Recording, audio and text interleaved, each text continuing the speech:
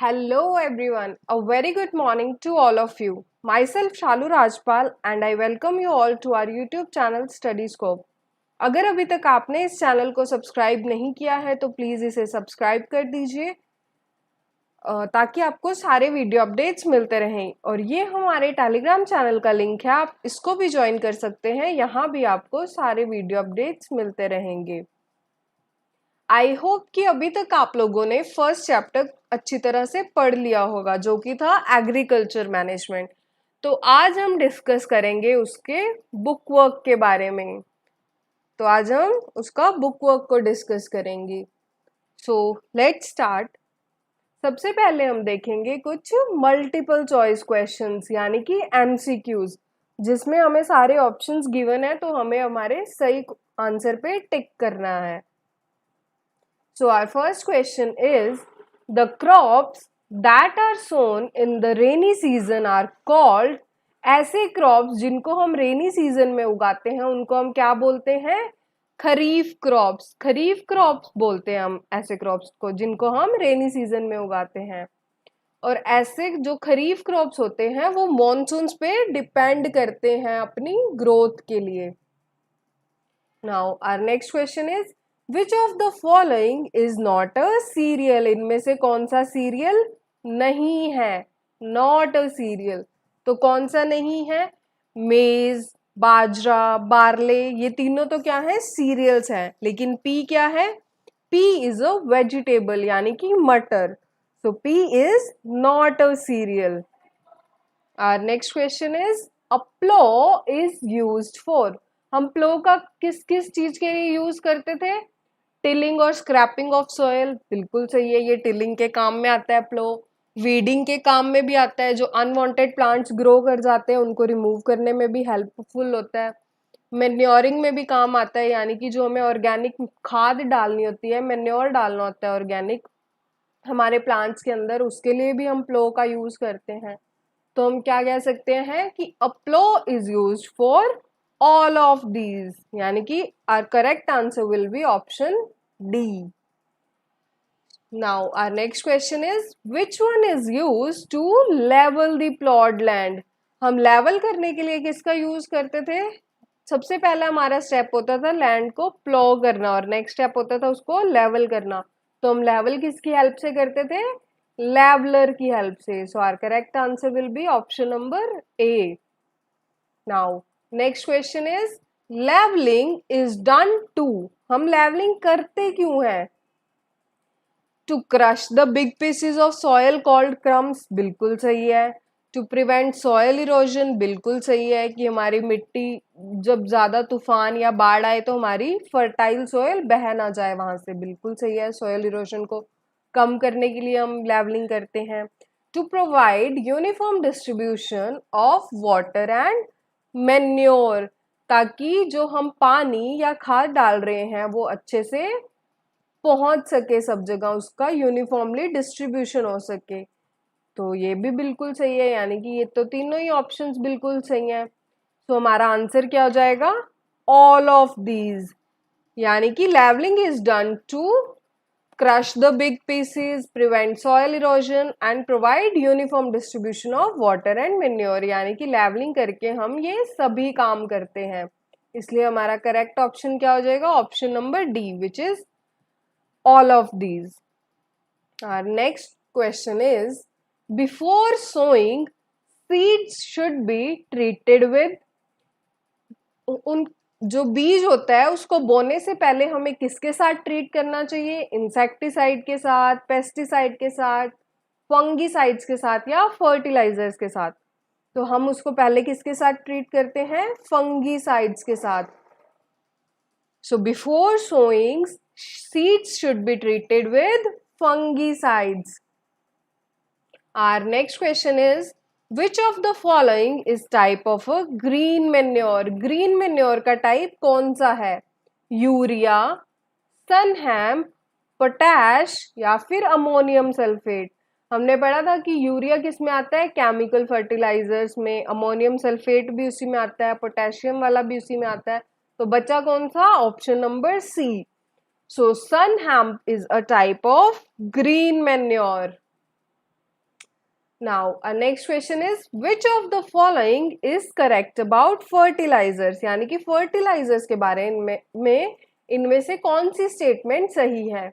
They are non biodegradable, बिल्कुल सही है. Fertilizers non biodegradable होते हैं. They maintain the fertility of soil, हाँ वो फर्टिलिटी भी बना के रखते हैं सॉइल की. They cause soil pollution, बिल्कुल सही है. जब हम ज्यादा टाइम तक एक ही फर्टिलाइजर्स का यूज करते रहते हैं तो हमारी मिट्टी पोल्यूट हो जाती है, यानी कि उसकी फर्टिलिटी कम हो जाती है, सॉइल पोल्यूशन होने लग जाता है वहां पे. सो करेक्ट ऑप्शन क्या हो जाएगा? ऑप्शन नंबर डी, यानी कि all of these. Now let's move to our next question which is which of the following is not a weedicide? इनमें से कौन सा एक वीडीसाइड नहीं है? तो MCPA, मेटाचलोर, डेलापॉन और BHC, इनमें से कौन सा वीडीसाइड नहीं होता? BHC कोई वीडीसाइड नहीं है और जो बाकी तीनों हैं वो वीडीसाइड है. तो हमारा करेक्ट आंसर हो जाएगा option number D. Our next question is which of the following is not a weed? इनमें से कौन सा वीड नहीं है? एमरैंथस, सिनोपोडियम, एक्रेंथीज या फिर वीट. तो इनमें से कौन सा एक वीड नहीं है, यानी कि अनवांटेड प्लांट्स नहीं है? वो क्या है? वीट, यानी कि गेहूं. So our correct answer will be option number D. Our next question is pesticides are used to protect crop plants from. हम पेस्टिसाइड्स का यूज किस लिए करते हैं? ताकि हम क्रॉप प्लांट्स को किससे बचा सकें? बैक्टीरिया से, फंगाई से, लार्वा से या इन सब से. तो करेक्ट ऑप्शन क्या हो जाएगा? ऑल ऑफ दीज, यानी कि ऑप्शन नंबर डी. क्योंकि पेस्टिसाइड्स का यूज हम प्लांट्स को किससे प्रोटेक्ट करने के लिए करते हैं? बैक्टीरिया से भी प्रोटेक्ट करता है, लार्वा से भी करता है, फंगाई से भी करता है. तो इन सभी से ही प्रोटेक्शन प्रोवाइड करता है पेस्टिसाइड्स हमारे प्लांट्स को. तो हमारा करेक्ट आंसर क्या हो जाएगा? Option number D, which is all of these. Now let's move to our next question which is what is the process of cutting and gathering of crop after its maturation called? जब हमारा crop एकदम बड़ा हो जाता है तब हम उसको काट कर जो इकट्ठा करते हैं उस प्रोसेस को क्या बोलते हैं? हार्वेस्टिंग. वो क्या होती है? Harvesting. Now next question is the temperature in cold storages is maintained between. Cold storage में हम टेम्परेचर क्या रखते हैं? बहुत कम रखते हैं, जो कि होता है 0 से 4 degree Celsius. So we maintain the temperature in cold storages from 0 degree Celsius to 4 degree Celsius. Our next question is what is the technique used for developing new varieties of crops by crossbreeding two different varieties is called? यानी कि ऐसी कौन सी technique है जो कि हम नई varieties of crops उगाते हैं जिससे दो अलग अलग क्रॉप्स की वेराइटीज को क्रॉस ब्रीड करवा के. तो उस टेक्निक को हम क्या बोलते हैं? हाइब्रिडाइजेशन. वो टेक्निक क्या होती है? हाइब्रिडाइजेशन. हमने हाइब्रिडाइजेशन में एक एग्जाम्पल भी पढ़ा था कि अगर हमें डिजीज रेजिस्टेंस और हाई यील्ड वाला क्रॉप चाहिए तो हम ऐसे दो क्रॉप्स लेंगे. एक तो ऐसा लेंगे जिसकी डिजीज रेजिस्टेंस बहुत ज़्यादा हो, यानी कि उसको जल्दी से कोई बीमारी ना लगे उस प्लांट को, और दूसरा हाई यील्ड, यानी कि बहुत ज़्यादा प्रोड्यूस दे सके. तो जब हम उन दोनों को क्रॉस ब्रीड कराएंगे तो हमें जो नया प्लांट मिलेगा हाइब्रिडाइजेशन से उनकी, वो क्या होगा? वो डिजीज रेजिस्टेंट भी होगा और उसका क्रॉप यील्ड भी बहुत ज़्यादा होगा. सो ऐसी टेक्निक को हम क्या बोलते हैं? Hybridisation. Our next question is which of the following is correct about crop plants? Crop plants के बारे में इनमें से क्या बात सही है? कि crop plants absorb carbon dioxide during photosynthesis and release oxygen. बिल्कुल सही है. जो प्लांट्स है वो कार्बन डाइऑक्साइड को एब्जॉर्ब करते हैं और हमारे लिए ऑक्सीजन को रिलीज करते हैं. They regulate the temperature of the surroundings. बिल्कुल सही है. ट्रांसपिरेशन के थ्रू ये सराउंडिंग्स का टेम्परेचर मेंटेन करके रखते हैं, सराउंडिंग्स को कूल रखते हैं. They protect the upper fertile layer of the soil from erosion. बिल्कुल सही है, जहाँ पे जितने ज्यादा प्लांट्स होते हैं उस वहां की मिट्टी कहीं इधर उधर जा नहीं सकती, क्योंकि रूट्स उसको अपने साथ बाइंड करके रखती हैं। तो हमारा करेक्ट आंसर क्या हो जाएगा? All of these. यानी कि विच of the following is correct about crop plants means ये सारे जो ऑप्शंस गिवन है वो सारे ही सही हैं क्रॉप प्लांट्स के बारे में। So our answer will be option number D, यानी कि all of these. Next question is wheat is a crop of. Wheat कौन सा क्रॉप है? व्हीट एक रबी क्रॉप है। हमने पढ़े थे ना रबी क्रॉप्स के एग्जाम्पल। तो रबी क्रॉप्स और कौन कौन से होते हैं? व्हीट, बार्ले, मस्टर्ड, लिनसीड, ग्राम, पी, ये सारे क्या होते हैं? रबी क्रॉप्स होते हैं। तो व्हीट भी क्या है? एक रबी क्रॉप है। Our next question is modern technique of irrigation is. जो मॉडर्न टेक्निक है इरिगेशन की वो कौन सी है? चडास है या ढेकली है, इलेक्ट्रिक पंप है या फिर राहत है? तो चडास, ढेकली और राहत ये सब तो क्या है? ट्रेडिशनल मेथड्स है इरिगेशन के। लेकिन जो मॉडर्न टेक्निक है इरिगेशन की वो क्या है? Electric pump. So our correct answer will be option number C. Now let's move to our next question. These are the fill in the blanks. अब हम फिलअप्स को सॉल्व करते हैं। तो हमारा first fill in the blanks क्या है? The process of loosening the soil by use of a plough is called. क्या बोलते हैं हम इस प्रोसेस को जब हम सोइल को लूज करते हैं? Is called ploughing. So the process of loosening the soil by the use of a plow is called plowing. Our next fill in the blanks is healthy seeds are dash in weight and unhealthy seeds are dash. तो जो healthy seeds होते हैं वो तो heavy होते हैं weight में, वो क्या होते हैं? heavy होते हैं। लेकिन जो unhealthy seeds होते हैं वो क्या होते हैं? लाइट होते हैं वेट में, बहुत ज्यादा लाइट वेट होते हैं। Now our next fill up is sowing of only one type of crop continuously lowers the dash of soil. अगर हम एक ही तरह के क्रॉप को बार बार उगाते रहते हैं तो हमारी सोइल की क्या कम हो जाती है? फर्टिलिटी। क्या कम हो जाती है? फर्टिलिटी ऑफ सोइल कम हो जाती है। On the basis of season, crops are mainly of dash types. हमने पढ़ा था कि सीजन्स के बेसिस पे क्रॉप्स कितने तरह के होते हैं? सिर्फ 3 तरह के। कौन कौन से होते हैं? खरीफ क्रॉप्स, रबी क्रॉप्स और ज़ैद crops. So on the basis of seasons, crops are mainly of 3 types. Sorry. Now let's continue. अब फिर से हमें MCQ सॉल्व करने हैं कुछ। तो हमारा फर्स्ट MCQ है What is the process of transferring the seedlings from nurseries to fields is called? ऐसी कौन सी प्रोसेस होती है जिसमें हम पहले पौधे को नर्सरीज में उगाते हैं और जब वो ग्रो करने लग जाता है, उसके सीड्स में से प्लांट्स निकलने शुरू हो जाते हैं, तब हम उसको खेतों में शिफ्ट कर देते हैं। तो इस प्रोसेस को हम क्या बोलते थे? ट्रांसप्लांटेशन।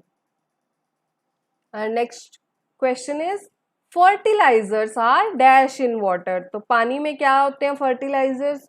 सॉल्युबल होते हैं, एसिडिक होते हैं, इनसॉल्युबल होते हैं या बेसिक होते हैं?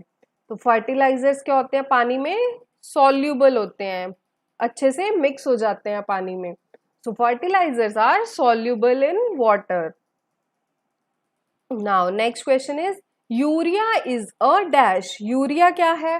फर्टिलाइजर है, मैन्योर है, कंपोस्ट है या फिर नन ऑफ दीज? तो हमारा करेक्ट आंसर क्या हो जाएगा? यूरिया क्या है? एक फर्टिलाइजर है। यूरिया क्या है? एक फर्टिलाइजर है। Which of the following statements is not true for organic manure? इनमें से कौन सी स्टेटमेंट है जो ऑर्गेनिक मेन्योर के लिए सही नहीं है, यानी कि नॉट ट्रू? तो it enhances the water holding capacity of soil, बिल्कुल सही है, वाटर होल्डिंग कैपेसिटी को बढ़ाता है manure. It makes the soil porous that makes exchange of gases easy, हाँ ये हमारी सॉइल को पोरस भी बनाता है ताकि गैसेस आसानी से एक्सचेंज हो सके। It adds humus to the soil, बिल्कुल सही है, ये नमी भी ऐड करता है हमारी मिट्टी में। It can not be prepared easily and is expensive, ये गलत है क्योंकि हम मेन्योर को बड़ी आसानी से प्रिपेयर कर सकते हैं और बिल्कुल भी एक्सपेंसिव नहीं होता, क्योंकि जो हमारा वेस्ट होता है, वेजिटेबल वेस्ट, फ्रूट वेस्ट या ह्यूमन वेस्ट, एनिमल वेस्ट, उसी से तो हम ऑर्गेनिक मेन्योर बनाते हैं। तो ये जो फोर्थ स्टेटमेंट है वो गलत है। So our correct answer will be option number D, यानी कि जो स्टेटमेंट ऑर्गेनिक मेन्योर के लिए सही नहीं है वो कौन सी है? Option number D. Now let's move. अब हम क्या करेंगे? मैच दी फॉलोइंग, यानी कि इनको मैच करेंगे इनके सही ऑप्शंस के साथ। सो फर्स्ट क्या है? Seed drill. सीड ड्रिल क्या होता था इसमें से देखते हैं हम। सीड ड्रिल हम किस लिए यूज करते थे? For the sowing of seeds, यानी कि seed drill was used for sowing of seeds। और सेसबेनिया क्या होता है? सेसबेनिया क्या है? ग्रीन मेन्योर है, सिकल है, या ह्यूमन मेड केमिकल्स है, या स्टोरेज ऑफ ग्रेन्स के लिए यूज होता है? तो सेसबेनिया क्या होता है? एक ग्रीन मेन्योर है।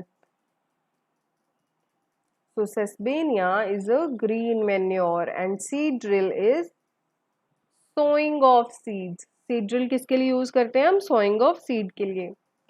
फर्टिलाइजर्स क्यों यूज करते हैं हम? फर्टिलाइजर्स होते क्या हैं? फर्टिलाइजर्स क्या होते हैं? Human made chemicals. So fertilisers are human made chemicals. और सिलोज क्या होते हैं? Silos are used for storage of grains. जो बड़े बड़े सिलेंड्रिकल स्ट्रक्चर्स होते हैं जिनमें हम अपने अनाज को, गेहूं वगैरह सब कुछ स्टोर करके रखते हैं, वो क्या होते हैं? सिलोज। तो सिलोज किस लिए यूज होते हैं? For the storage of grains. और हम मैनुअल हार्वेस्टिंग किसकी हेल्प से करते हैं? सिक्कल की हेल्प से। जो आपको एक पिक्चर दिखाई थी ना मैंने सिक्कल की, उसका हम यूज करते हैं मैनुअल हार्वेस्टिंग के लिए, यानी कि हमारी फसल को काटने के लिए। नाउ लेट्स मूव फर्दर, देखते हैं आगे कौन से क्वेश्चंस हैं। तो अब हमारे पास है फिल इन द ब्लैंक्स। तो फर्स्ट फिलअप क्या है? The product of cultivated plants is called,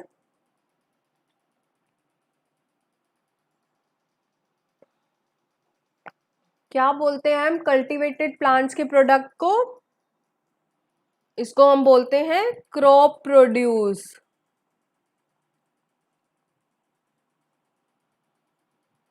क्या बोलते हैं हम इसको? Crop produce. Dash soil mixes with manure and fertilisers more easily. कौन सी सोयल बड़ी आसानी से मिक्स हो जाती है मैन्योर और फर्टिलाइजर्स के साथ? वो कौन सी होती है? Loose soil. सोयल जितनी ज्यादा लूज होगी वो उतनी आसानी से मिक्स हो जाती है मैन्योर और फर्टिलाइजर्स के साथ। Dash of seeds is the process of placing seeds in the soil.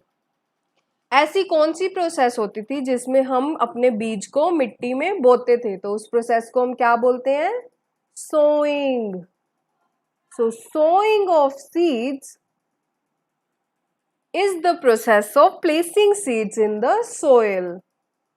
Fertilisers क्या होते हैं? Fertilisers are dash salts. Fertilisers क्या होते हैं? Chemical salts. केमिकल्स से बनते हैं ना, तो fertilisers are chemical salts. The unwanted plants that grow along with the cultivated crop in a field are called, ऐसे अनवांटेड प्लांट्स जो हमारे क्रॉप जो हमने उगाया है उसके साथ ग्रो कर जाते हैं हमारे खेत में, उसको हम क्या बोलते थे? वीड्स।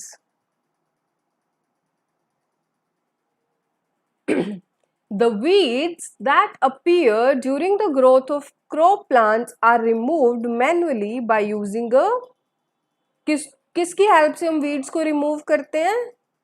सिकल की हेल्प से.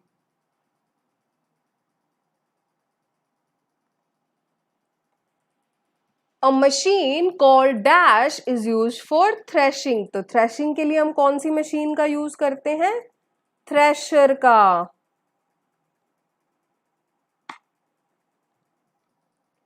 Dash helps in the separation of grains from the husk. तो ऐसी कौन सी प्रोसेस थी जिसमें हम जो हमारे गेहूं में थोड़ा बहुत कचरा होता है उसको अलग करते हैं, कचरे को हमारे ग्रेन से? वो प्रोसेस को हम क्या बोलते हैं? Winnowing.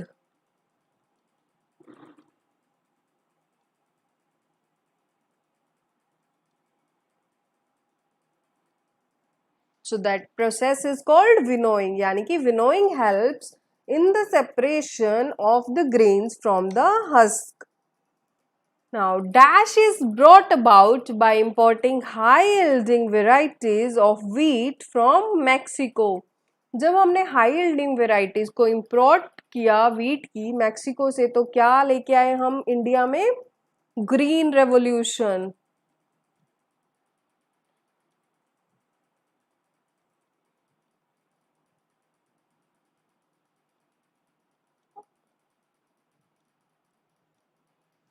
So green revolution is brought about by importing high yielding varieties of wheat from Mexico. Now let's see कि आगे कौन से क्वेश्चंस हैं. Oh, that's a puzzle. इसमें तो बड़ा मजा आएगा सॉल्व करने में इसको. चलो. तो ये जो एक्रोस का एरो है, यानी कि जो ऐसे आपको फिल करने हैं वर्ड्स, उनके लिए आपको ये 3 क्वेश्चंस गिवन है जो आपको गेस करने हैं. और जो ऐसे एक बड़ा फोर्थ फिलअप है नीचे की डायरेक्शन में, वो कौन सा है? डाउन के लिए, यानी कि उसके लिए एक क्वेश्चन है, 4th नंबर. सो स्टार्ट करते हैं हम. हमारा फर्स्ट क्वेश्चन क्या है? The crop sown in the rainy season. जो रेनी सीजन में हम क्रॉप उगाते हैं उसको हम क्या बोलते हैं? खरीफ क्रॉप. क्या बोलते हैं? खरीफ क्रॉप.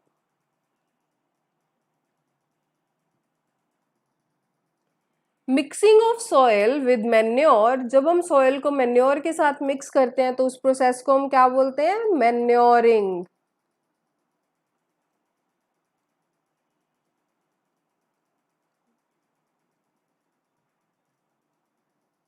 नेक्स्ट क्या है? The process of loosening and turning up of soil is called. जब हम सॉइल को लूज करते हैं और ऊपर नीचे रखते हैं, वो क्या होती है? उस प्रोसेस को हम क्या बोलते हैं? Ploughing.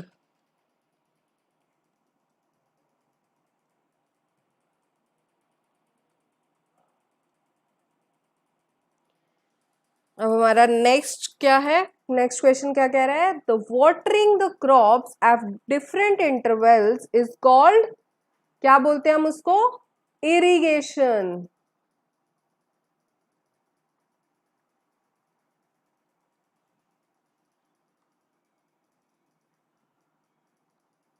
So watering the crops at different intervals means irrigation. Now let's see our next. Next are some MCQs in which we have to tick the correct option. So our first question is, which of the following is not an advantage of loosening the soil? तो इनमें से कौन सी एक advantage नहीं है कि हम soil को लूज करें और हमें उसमें हेल्प मिले? जब हम सॉइल को लूज करते हैं तो मोर एयर स्पेसेस मिलते हैं हमें, वीड्स को रिमूव करने में हेल्प मिलती है, increase in water holding capacity, बिल्कुल सही है, लेकिन सॉइल पोल्यूशन नहीं होता.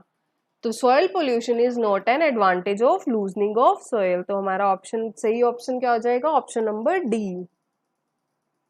Our next question is, the method in which the seeds are scattered over the field by hand is called.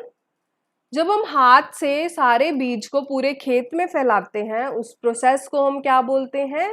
Broadcasting, हमने ये चैप्टर में पढ़ा था। So which of the following is not true for fertilizers, fertilizers के लिए इनमें से कौन सी बात सही नहीं है? ये फैक्ट्रीज में प्रिपेयर होते हैं, बिल्कुल सही है। ये बहुत कॉस्टली होते हैं, ये भी सही है। They add lot of humus to the soil, ये बिल्कुल गलत है। तो हमारा करेक्ट ऑप्शन क्या हो जाएगा? ऑप्शन नंबर बी, क्योंकि ये कोई हमस ऐड नहीं करते हमारी मिट्टी में, और ये इनऑर्गेनिक सोल्स होते हैं, बिल्कुल सही है। तो हमें तो क्या बताना था कि कौन सी स्टेटमेंट इनमें से सही नहीं है फर्टिलाइजर्स के बारे में, तो वो कौन सी है? Option number B, that is they add a lot of humus to the soil, so which is wrong.